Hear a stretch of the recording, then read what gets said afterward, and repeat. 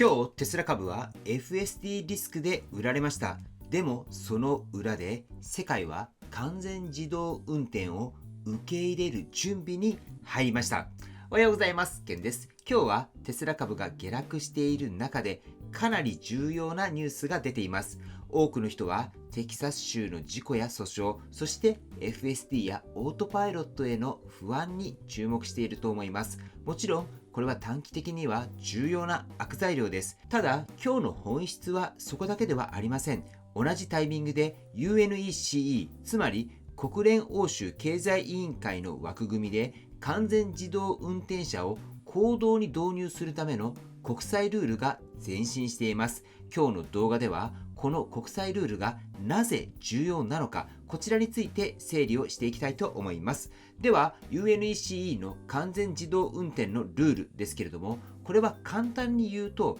完全自動運転車を公道に導入するための国際的な枠組みです。内容としては世界の規制側が完全自動運転を禁止する方向ではなく、安全に社会へ導入する方向へ進んでいるということになります。ここが重要なんです。つまり規制側は自動運転を止めるのではなくて、どうすれば安全に導入できるのか、これを考え始めているんです。僕はこのニュースの本質っていうのは FSD が規制の外側にある技術から規制の中に入っていく技術へ変わり始めていることだと思います。これまで FSD っていうのはテスラの技術力、イーロン・マスクさんのビジョン、ユーザーの体験、そして将来期待で語られることが多かったです。もちろんそれは重要です。でも自動運転が本当に社会に広がるためには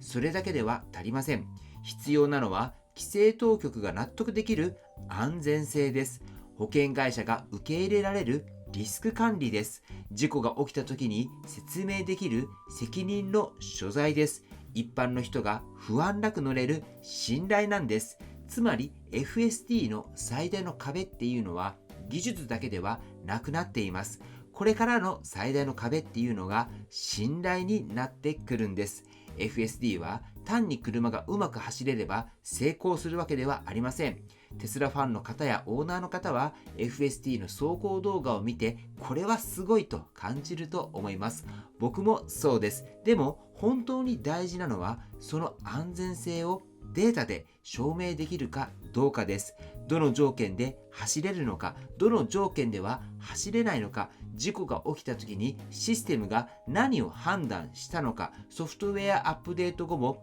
安全性が維持されているのか、こうしたことを規制当局に説明できるかどうかなんです。FSD は技術の勝負から技術プラス説明責任の勝負、ここに変わってきています。ではここで UNECE のルール、これがなぜ重要なのかっていうのが見えてきます。完全自動運転の国際ルールが整うということは、自動運転が実験段階から制度の段階へ移るということになります。これまでは自動運転は地域ごとの実証実験や限定エリアでの運用という色が強かったです。しかし共通ルールが整えば形式承認、安全評価、運用条件、データ提出、サイバーセキュリティ、ソフトウェア管理の中で自動運転が正式に評価されるようになります。これっていうのはテスラにとってチャンスでもあり、試験でもあるんです。なぜならテスラの FSD が本当に世界基準で認められるかどうか、ここが問われるからです。そしてテスラの強みっていうのは明確です。圧倒的な実走行データがあります。OTA アップデートでソフトウェアを継続的に改善することができます。車両、ソフトウェア、AI、チップ、データ収集を一体で設計しています。そして FSD の先にはロボタクシーという明確なビジネスモデルがあります。ここは他の自動車メーカーと大きく違うところです。FSD が規制に組み込まれ、ロボタクシーへ進めば、テスラは単なる EV メーカーではなく、自動運転プラットフォーム企業として評価される可能性っていうのがあるんです。ただし、いい話ばかりではありません。完全自動運転の国際ルールが進むっていうことは、テスラにとっては追い風であると同時に、厳しい審査の始まりでもあるんです。実際に規制当局が認めるレベルで安全性を説明できるかっていうのがすごく問われてくると思います。FST という名称への批判もあります。監視ありの FST と完全無人運転の違いもあります。事故が起きた時の責任の所在も問われます。つまり UNECE のルールっていうのはテスラにとってすぐに解禁される合図ではありません。むしろ FST が本当に社会に受け入れられる技術なのか、これを試すステージが始まったということになります。もし FST が規制の中に入り安全性データを証明しロボタクシーにつながる道筋が見えてくれば、テスラの評価は大きく変わっていくと思います。テスラオーナーにとってもこのニュースっていうのは無関係ではありません。今後 FST の機能がどこまで開放されるのか、どの国で使えるようになるのか、そして僕たち日本においても今回の結果がどのように作用するのか、ここが一番気になるところじゃないかなって思います。日本には日本の制度がありますけれども、完全自動運転の安全基準や規制の考え方が国際的に整ってくれば、日本も無関係ではいられません。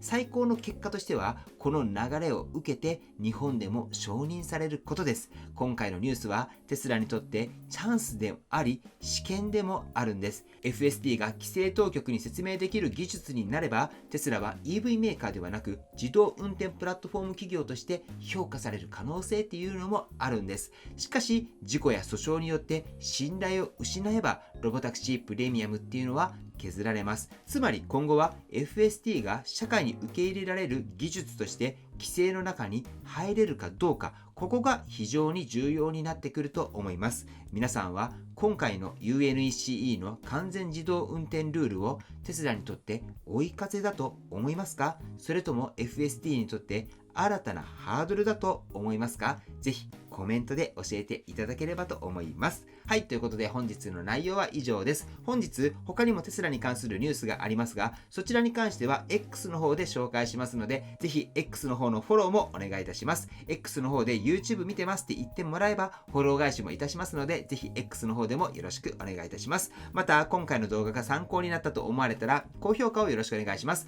僕の YouTube は毎日発信しています。僕の YouTube をご覧になってもらえばテスラの情報はほとんど網羅すると思いますので、チャンネル登録がまだの方はチャンネル登録の方もよろしくお願いいたします。では今日もご視聴していただきありがとうございます。テスラのある生活を楽しんでいきましょう。ではまた。追伸です。株式会社エコファクトリーの輻射熱の体感会、夏の会の日程が決まりました。ぜひ真夏の輻射熱、クーラーとは全然違う涼しさの次世代技術を体感してみませんか？こんな方におすすめということで、クーラーの冷風が苦手な方、オフィスの空調をどうにかしたいと考えている経営者の方、工場などで働いていて真夏は暑くて仕方ないと思っている方、家の断熱性が悪くて夏が暑くて冬は寒い、これをどうにかしたいと思っている方、電気代の高騰で少しでも電気代を下げたいと思われている方、そんな方におすすめです。一昨年一緒に行った方で体感された翌日に買われた方がいらっしゃいます。その方は両親の家に設置されました。この理由が家も古くなり断熱性もない、また真冬のヒートショック、真夏の熱中症もエコウィンがあれば解決してくれると思ったからというものです。そしてその家を実際に見た人がこれはすごいということで、その方が姫路の武道館の管理関係をされている方で、そのまま姫路の武道館にエコウィンが導入されました。そして今回7月17日の金曜日に姫路のその武道館で体感会を行います。時間は13時から15時です。そして7月22日の水曜日、こちらはエコファクトリーの東京支社で体感会を行います。東京の方は朝の10時から12時までです。定員は10名です。その後は近くでランチして解散となっております。僕も朝一で姫路、東京両方とも行きたいと思っていますので、ぜひね、参加したいと思われている方は僕の LINE の方から連絡の方よろしくお願いいたします。はい、ではね、本日も最後までご視聴していただきありがとうございます。素敵な一日をお過ごしください。ではまた。